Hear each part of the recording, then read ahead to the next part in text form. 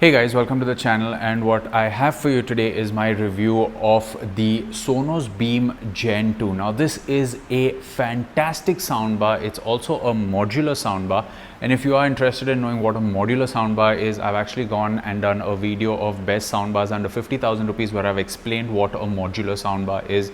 So you guys can check that out in the description below. And let's just cut to the chase. For about 60,000 rupees, I was absolutely blown away by the performance of the Sonos Beam Gen 2. In fact, I actually wanted to check out what the base module would be like with this, which I will discuss in the performance section of this video. But the fact that the stand-alone soundbar can sound so good is just a testament to how far we've come when it comes to the technology powering soundbars. Remember, soundbars are a relatively new category when it comes to televisions, right? It was the thinner TVs which packed in smaller speakers that led to the birth of this category. And over the past decade, I have heard enough soundbars to know that what the Beam offers is actually a culmination of a lot of technology that's evolved over the years. And this isn't a new soundbar, it's a few years old. It's just come to India. And before we get into the performance, I'm just going to give you a taste of some audio demos from this soundbar so you also get an idea of how good this sounds.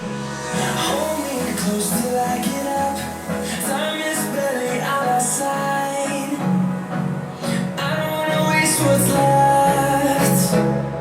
The storms we chase are leading us, and love is all we'll ever trust. Yeah, no, I don't wanna waste what's left. And on we'll go, through the wastelands, through the highways, till my shadow turns to sun rays. And on we'll go. Well, that was a copyright-free music and some games that I played on this soundbar. So let's quickly first go through the setup process. It's actually quite plug and play. The soundbar isn't heavy at all. It weighs under 3 kilos and it fit perfectly on my shelf below my 55-inch TV, and it has this really nice premium grill finish all around, which is covering all the speakers, unlike the fabric cover that I've seen on soundbars like the Yamaha YS209 that I have. And this soundbar has 5 drivers. 3 of them are firing in the front, 2 of them are firing on the side, and it claims to give you Dolby Atmos. The surround sound of the speaker is fairly decent, like it tries to throw the sound a little to the left, a little to the right, a little to the height as well, which I will talk about in the performance, but you can't expect the sound to come from above you or from behind you like you would if you have dedicated speakers in your ceiling with a home theater setup or with dedicated surround speakers. But for its form factor and for what it's meant to do, like if you are someone that doesn't have space for surround speakers, then this soundbar is going to give you a great experience. The room that I used this in was a 12 by 14 room, and at 50 to 60% volume, the entire room was engulfed in sound. So let me talk a little bit about the setup process first.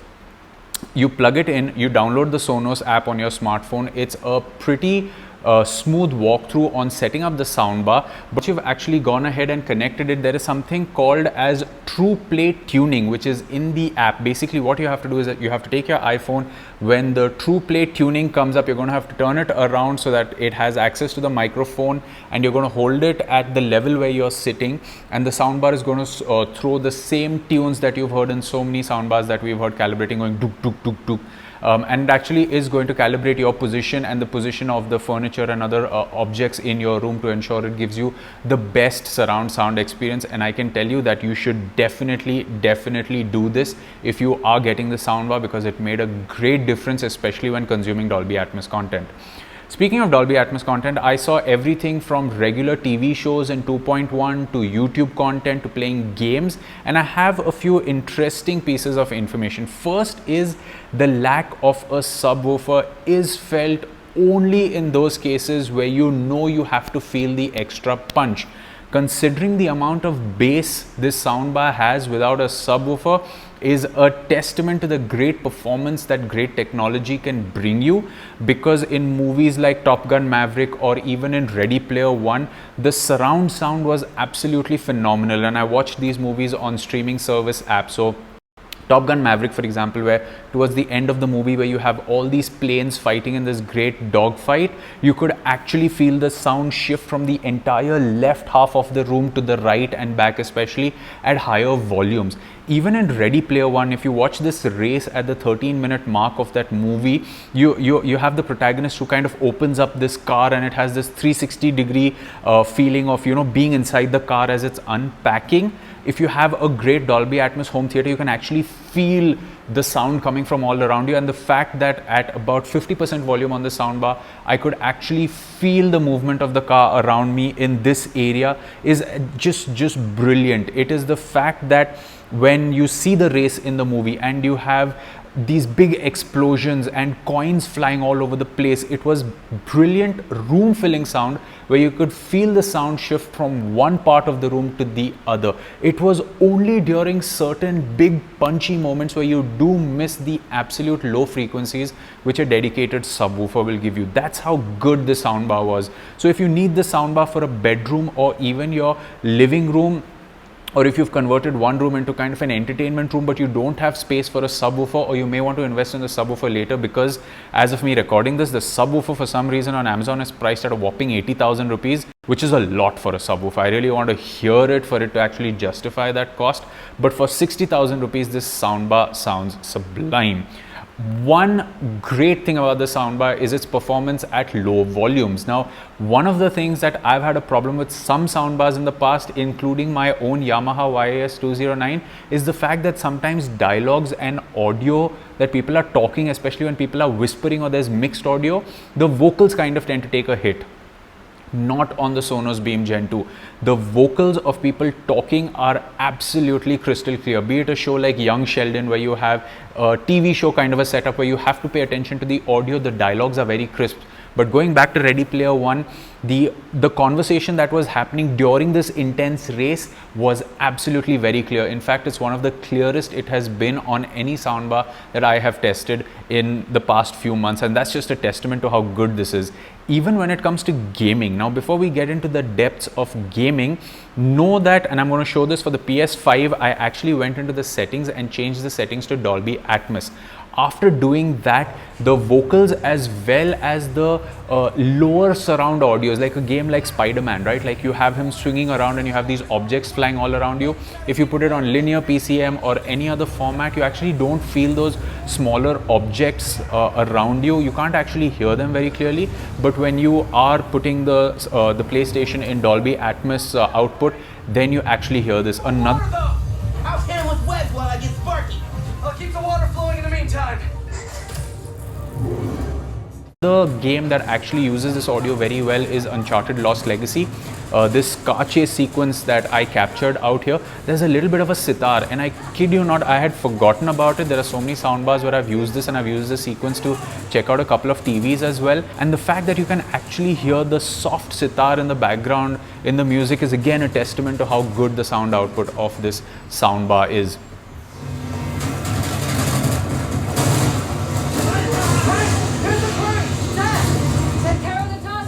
Moving over to the Xbox side of things, I played a game like Gears 5, which again has great audio. It is again mastered in Dolby Atmos. And speaking of Dolby Atmos on the Xbox, when you fire up Gears 5, it does give you the Dolby Atmos logo. So I went into the settings of the Xbox Series X, and as you can see from this demo, you actually get a kind of a virtual tour of how you will feel the audio around. And while you can't feel it from on top of you or behind you, the audio is very wide in Dolby Atmos, and I highly recommend, if you are getting the soundbar and if you have a gaming console, please leave the console's settings in Dolby Atmos to get the best experience.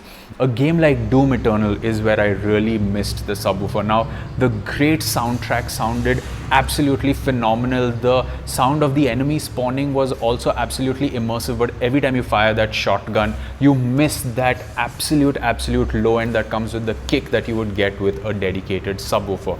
So if I had to give this soundbar a score, and it's not something that I do at all on this channel, I would give it like a 9.6 out of 10. That is how good it is, especially when it comes to the holistic audio, and also the dialogue performance is phenomenal. And this is without putting any dialogue enhancers or any night mode on. Now, I'm sure a lot of you will be familiar with this scenario where you have a great soundbar, but when you reduce the volume to, let's say, 10 or 15, just so that you can hear it in the room, the sound doesn't go outside and people in the house don't get disturbed, and you're like, I can't hear anything, and the vocals are not coming properly, or certain sounds that should be there are missing just because you've kept the volume low. That's not the case on this soundbar, and it's also one of the reasons why I switch off the soundbar and use the TV speakers when I need to consume content at a lower volume. But with the Sonos Beam Gen 2, I just kept the volume of the soundbar at 10 or maximum 12. I could hear everything very clearly. Yes, the channel separation was reduced considerably, and that's okay because I needed to consume content at a lower volume so as not to disturb people around and still get that great sound output from the soundbar.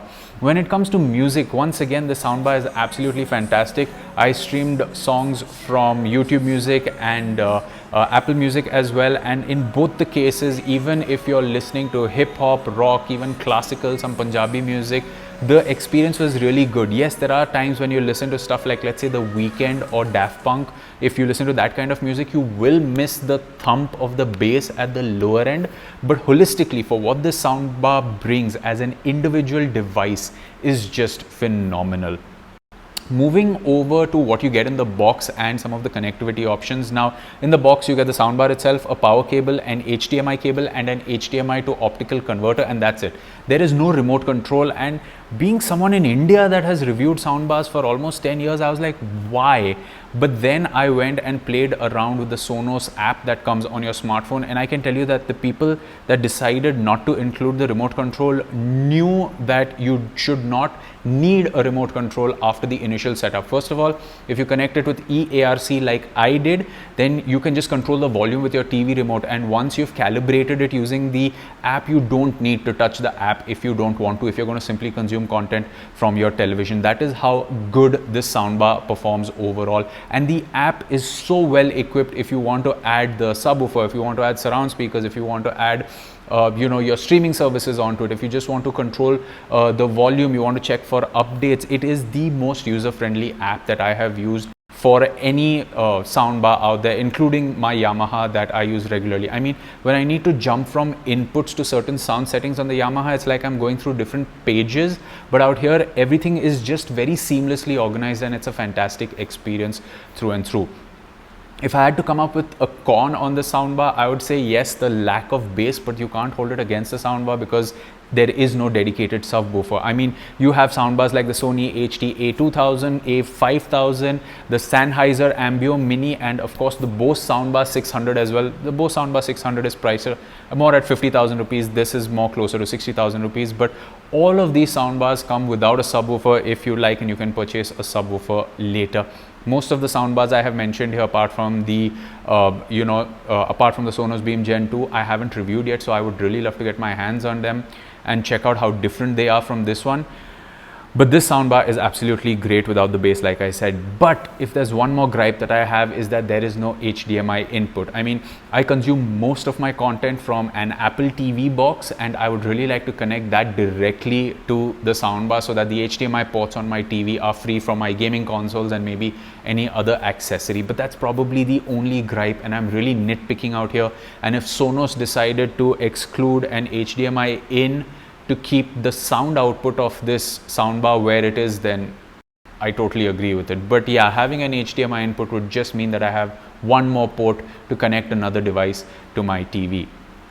So overall, what would I recommend the soundbar for? Well, it's a great soundbar for 60,000 rupees if you are looking at a soundbar and a subwoofer is not very important for you. You like watching movies, TV shows and gaming, and don't mind missing out on some of that low end, because believe me, when I was watching a movie and we were completely immersed with everything going on, the fact that a subwoofer didn't kick in, only I noticed it. My wife and anyone else who was in the house who was consuming content at the same time didn't notice it, but they were very happy with the audio output, with the channel separation, with the clarity of the dialogues, especially people who are at my parents' age who want to listen to a dialogue more, don't necessarily want to keep reading the subtitles. For them also, the dialogue clarity of this soundbar was absolutely fantastic. So if you are in a market to pick up the Sonos Beam Gen 2. I highly recommend it. It has 5 drivers in it, 3 front firing, 2 side firing to give you that kind of a surround experience, and it has 3 passive radiators to give you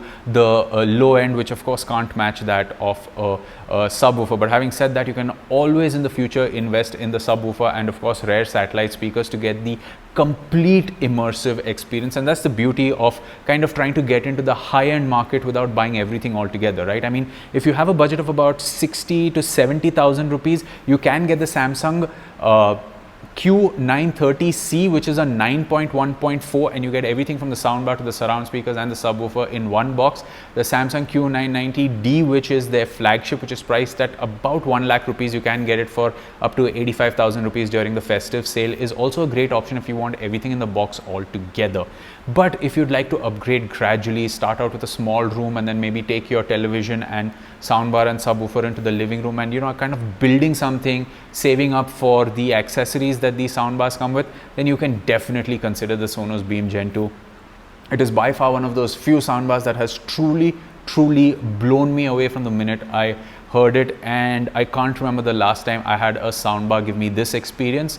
The one that comes close that really reminds me is the Sony HT-G700, just for the fact as to how loud it got and the kind of bass that subwoofer got and the kind of range that soundbar offered.